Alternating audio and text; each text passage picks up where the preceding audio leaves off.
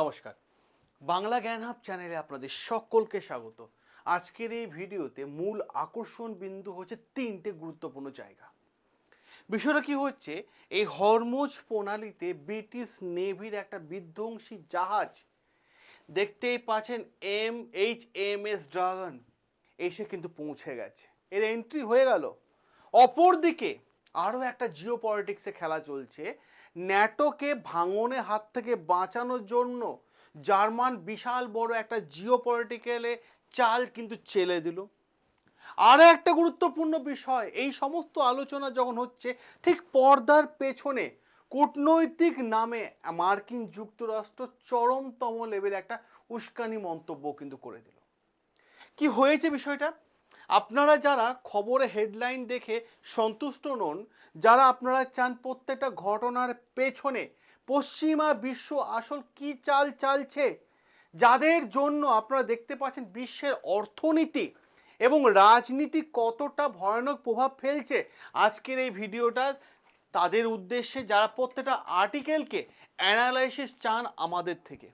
কারণ আজকের এই পৃথিবীতে যুদ্ধ বলতে শুধুমাত্র মিসাইল দিয়ে আক্রমণ এইটা তো আছে, কিন্তু মিসাইল আক্রমণ ছাড়াও একটা বড় অর্থনৈতিক আক্রমণ কিন্তু দেখা যায়, এবং সেটাও কিন্তু বড় একটা চাল। কারণ অনেক সময় যুদ্ধ বলতে গেলে বোঝায় কি মিসাইল আক্রমণ, কিন্তু মিসাইল আক্রমণ ছাড়া তেলের দাম কার হাত দিয়ে নিয়ন্ত্রণ, তেল কোন রাস্তা দিয়ে যাবে কার হাত দিয়ে নিয়ন্ত্রণ, সমুদ্র পথে কন্ট্রোল কার হাত দিয়ে থাকবে, এমন কি মানুষের দৈনন্দিন খরচা এবং রাস্তা, সেটাও কিন্তু আজকে জিও পলিটিক্সে একটা অন্যতম প্রভাব বর্তমান সময়ে ফেলে দিয়েছে। চলুন আজকে কোনো নাটকীয় ভনিতা না করে ডাইরেক্ট আমরা সরাসরি আজকে এই আর্টিকেলের মধ্যেই চলে যাই, যেখানে আপনারা অনেকগুলো বিষয় একসাথে জানতে পারবেন। দেখুন কি হয়েছে, এই আর্টিকেলটা দেখলে আপনারা ঘাবড়ে যাবেন যে কি বিষয় ঘটেছে। হরমুজ প্রণালী, যে হরমুজটাকে নিয়ে এতদিন ধরে নানান রকম নাটকীয় ভনিতা চলে আসছিল, যুদ্ধের মেন ইস্যু থেকে সরে এসে এখন হরমুজ প্রণালীতে এই ইস্যুটা এসে পৌঁছেছে। সে হরমুজ প্রণালীতে ব্রিটিশ যুদ্ধ জাহাজ এসে হাজির। কিসের জন্য? একটু হাওয়া বাতাস খাওয়ার জন্য, ঘোরার জন্য না, ইরানকে আক্রমণ করার জন্য। দেখুন কি হয়েছে বিষয়টা। 9ই মে রাত্রে একটা খবর আসলো, এবং যে খবরটা রীতিমতো সকলের বুকে কাঁপুনি ধরিয়ে দেওয়ার মতো খবর। খবরটা কি? ফ্রান্সে যুদ্ধ জাহাজ আগে থেকে কিন্তু এই হরমুজ প্রণালী আশেপাশে কিন্তু চলে এসেছে। আর এরপর যদি দেখবেন আপনারা কি হয়েছে, যেটা হরমুজ প্রণালীতে ব্রিটিশ নেভি সরাসরি কিন্তু এন্ট্রি নিয়ে নিয়েছে।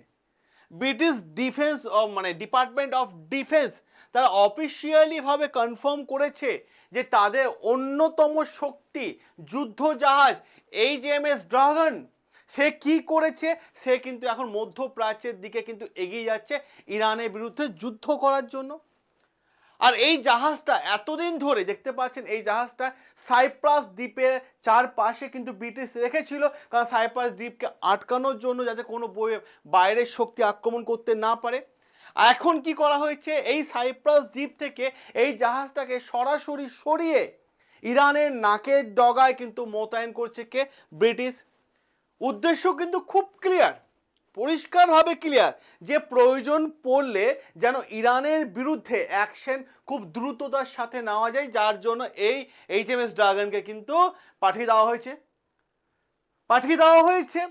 কারণ একটা জিনিস আপনারা খুব ভালোভাবে ভেবে দেখুন, আজ যদি আপনার বাড়ির সামনে হঠাৎ করে দেখবেন যে কেউ লাঠি ফাটি নিয়ে দাঁড়িয়ে আছে, কিন্তু আপনি তাকে জিজ্ঞেস করলেন, ভাই আমার বাড়ির সামনে হঠাৎ লাঠি নিয়ে কেন দাঁড়িয়ে আছো, তখন সে রিপ্লাই করলো, না না না আপনাকে নিরাপত্তা দেওয়ার জন্য।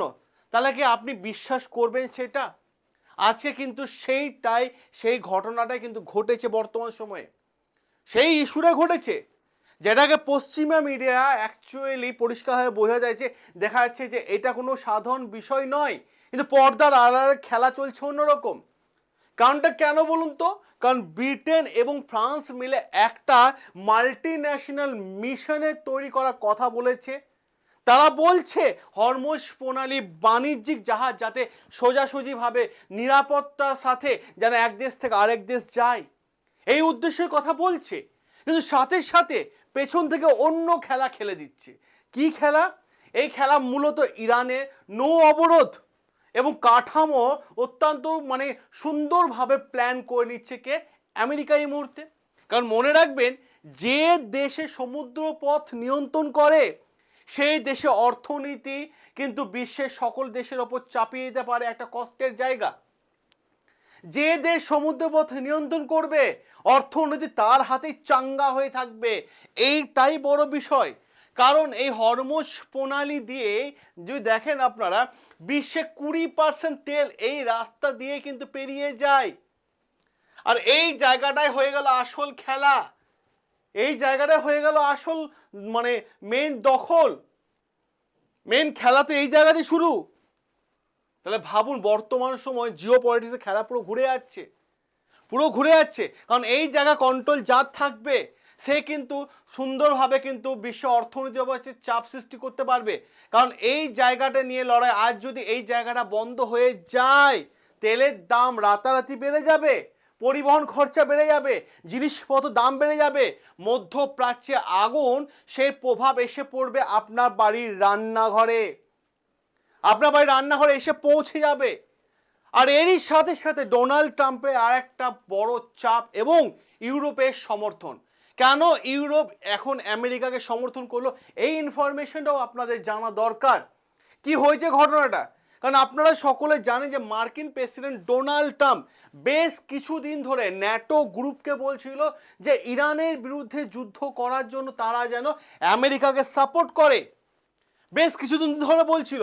আর এখন ব্রিটেন, এই ভয়ঙ্কর যে ব্রিটেনও একটা সময় বলেছিল যে ইরান যুদ্ধে আমেরিকার সাথ তারা দেবে না, কিন্তু সেই ব্রিটেন বর্তমান সময়ে ভয়ঙ্কর একটা যুদ্ধ জাহাজ পাঠিয়ে ডোনাল্ড ট্রাম্পকে একটা সিগন্যাল পাঠিয়ে দিল যে এই যুদ্ধে তারা আমেরিকার পাশে আছে। এই যুদ্ধে আমেরিকার পাশে আছে। কারণ দেখুন ইরান কিন্তু আগে থেকে কড়া ভাষায় সতর্ক করে দিয়েছিল যে এই হরমুজ প্রণালী আশেপাশে যারা আসবে তাদের ধরে নিতে হবে যে তারা যুদ্ধ করার জন্যই আসছে। আর এই মুহূর্তে ব্রিটেনে পাঠিয়ে দেওয়া এই ড্রাগন এই পরিষ্কারভাবে ইরান জানিয়ে দিচ্ছে যে এই জাহাজকে পাঠানো মানে হচ্ছে আগুনের ওপর ঘি ঢালা।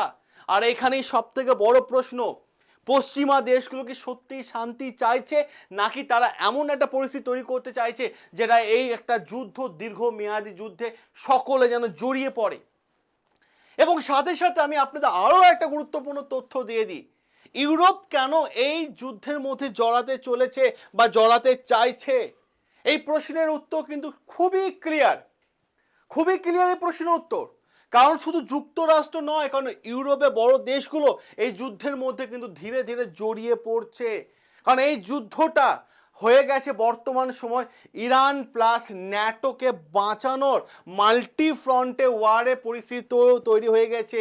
আর এর শেষ কোথায় কোনো জিও পলিটিক্সে এক্সপার্ট বলতে পারছে না এই মুহূর্তে।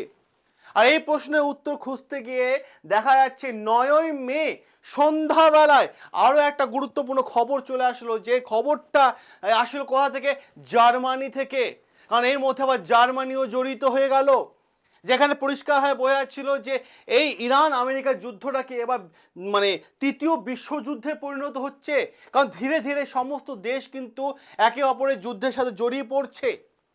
প্রশ্ন যে ইউরোপ কেন এই যুদ্ধে জড়ালো? ইউরোপে পরিষ্কার বার্তা, ন্যাটো যাতে কোনো রকম ভাবে না ভাঙে, ন্যাটোকে বাঁচানোর জন্য। কেন?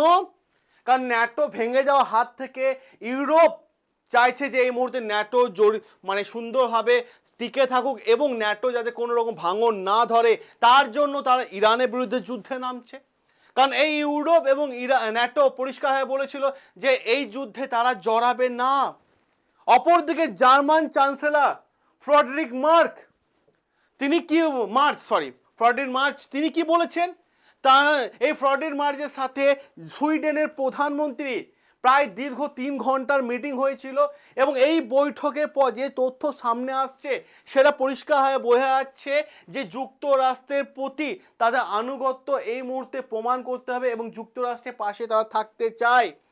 এবং মাথায় রাখার চেষ্টা করবেন, ফ্রেডরিক মার্চ পরিষ্কার স্পষ্টভাবে জানিয়ে দিয়েছে ইউরোপ যে কোনো মুহূর্তে ন্যাটোকে টিকিয়ে রাখার জন্য যা খুশি করতে পারে, ন্যাটো কোনোভাবে যাতে না ভাঙে, কোনোভাবে না ভাগে। তিনি এটা স্বীকারও করেছেন মার্কিন প্রেসিডেন্ট ডোনাল্ড ট্রাম্পের সঙ্গে তাদের বেশ কিছু মতবিরোধ থাকতে পারে, কিন্তু ন্যাটোর অস্তিত্ব টিকিয়ে রাখা হচ্ছে বিশ্বের কাছে সব থেকে বড় জয়, যার জন্য তারা এই মুহূর্তে জড়িয়ে পড়ছে যুদ্ধতে। কারণ ন্যাটো বলেছিল ইউরোপ এই যুদ্ধে জড়াবে না, কিন্তু ইউরোপিয়ান ইউনিয়নে যখন জড়িয়ে যাচ্ছে যাতে ন্যাটোর ভাঙনটা না ধরে। কিন্তু আসল ব্যাপারটা হলো কোথায় জানেন? আসল ব্যাপারটা আমি আপনাদের কাছে আরো একটু ক্লিয়ার করে দিই, যাতে আপনাদের কাছে পরিষ্কারভাবে বেশ কয়েকটা তথ্য চলে আসবে। কারণ বলা হচ্ছে এতদিন জার্মানি বা ইউরোপ বা অন্যান্য দেশগুলো ইরানের বিরুদ্ধে ইসরায়েল এবং আমেরিকার সাথে সরাসরি কিন্তু যুদ্ধে জড়াতে চায়নি।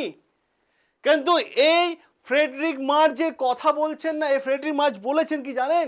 ইরানকে পারমাণবিক অস্ত্র তৈরির হাত থেকে ইরানকে কিন্তু আটকাতে হবে, তার জন্য তারা মাল্টি ফ্রন্টে মিশন তারা এই মুহূর্তে চালু করে দিয়েছে। সোজা কথা হয়ে গেল, ট্রাম্পের চাপে ইউরোপ এবং এখন নিজেদেরকে পররাষ্ট্র নীতির বিসর্জন দিয়ে আমেরিকার সাথে হাত মেলাচ্ছে। এইটা হচ্ছে বড় মানে পরিষ্কার হয় জিও পলিটিক্স একটা অন্যতম খেলা।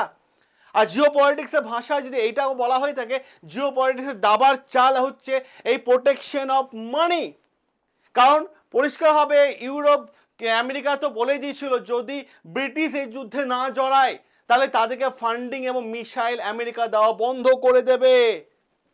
ঠিক তেমনই ইউরোপ এখন আমেরিকা সামরিক মানে ছাতার নিচে নিরাপদে থাকতে চাইছে, এখন ইউরোপ আমেরিকার ছাতার নিচে।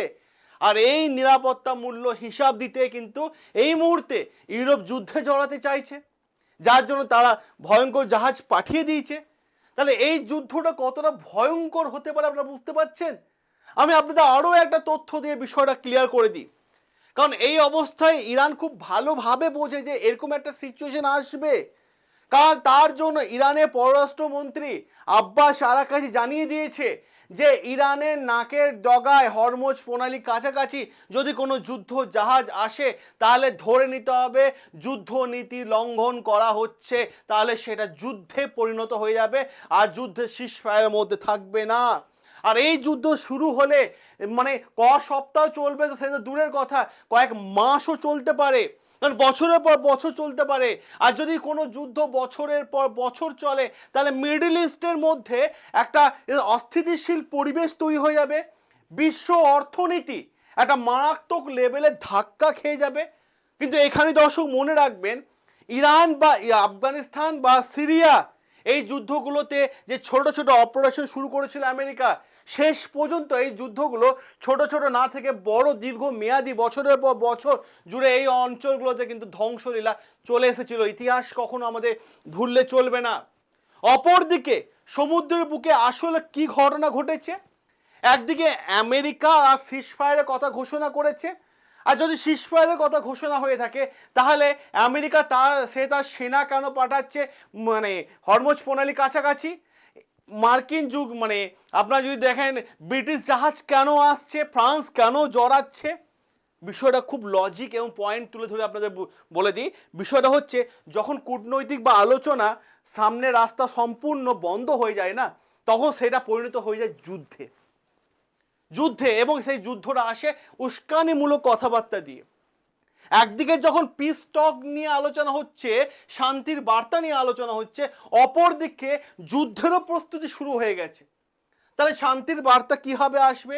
মুখে শান্তির কথা বলা আর মাঠে যুদ্ধের পরিস্থিতি তৈরি করা দুটো বিষয় কিন্তু দর্শক এক নয়, দুটো বিষয় কিন্তু সম্পূর্ণ আলাদা।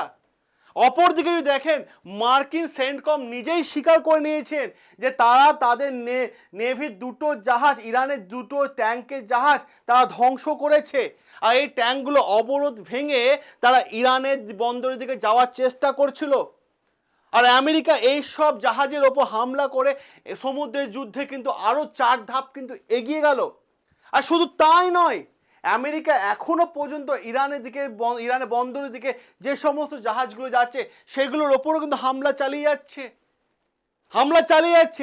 কারণ একটা বিষয় খুব গুরুত্বপূর্ণ হয়ে যায়, এখানে আলোচনা হয়ে যায়, কারণ আজকের পৃথিবীতে তেল মানেই শক্তি। যার কাছে তেল আছে তার কাছে শক্তি আছে। যে তেল নিয়ন্ত্রণ করবে সে অর্থনীতি নিয়ন্ত্রণ করবে, এটা কিন্তু খুব সিম্পল বিষয়। আর যার প্রভাব সাধারণ মানুষের ওপর এসে পড়ছে, কারণ এই হরমোজ প্রণালী দিয়ে 20% তেল যায়, সারা বিশ্বে তেল সরবরাহ হয়। তো এই যুদ্ধ চলতে থাকলে দীর্ঘ সময় যদি ধরে যদি চলে, তাহলে অর্থনৈতিক সংকটের মধ্যে আপনি আমি সবাই পড়বো, এবং তার প্রভাব এসে পড়বে আপনার আমার বাড়ির রান্নাঘরে পড়বে। তো এই যুদ্ধের পরিস্থিতি কি তৃতীয় বিশ্বযুদ্ধে কোনো ছাপ দেখা যাচ্ছে, নাকি ইরান আমেরিকার যুদ্ধ তৃতীয় বিশ্বযুদ্ধের দিকে এগিয়ে গেল, যার জন্য এক একটা দেশ তাদের মিসাইলগুলো পাঠিয়ে দিচ্ছে? আপনার কি রায়, আপনার কি মতামত? আপনার মতামত, আপনার রায় অতি অবশ্যই কমেন্ট বক্সে তুলে ধরুন।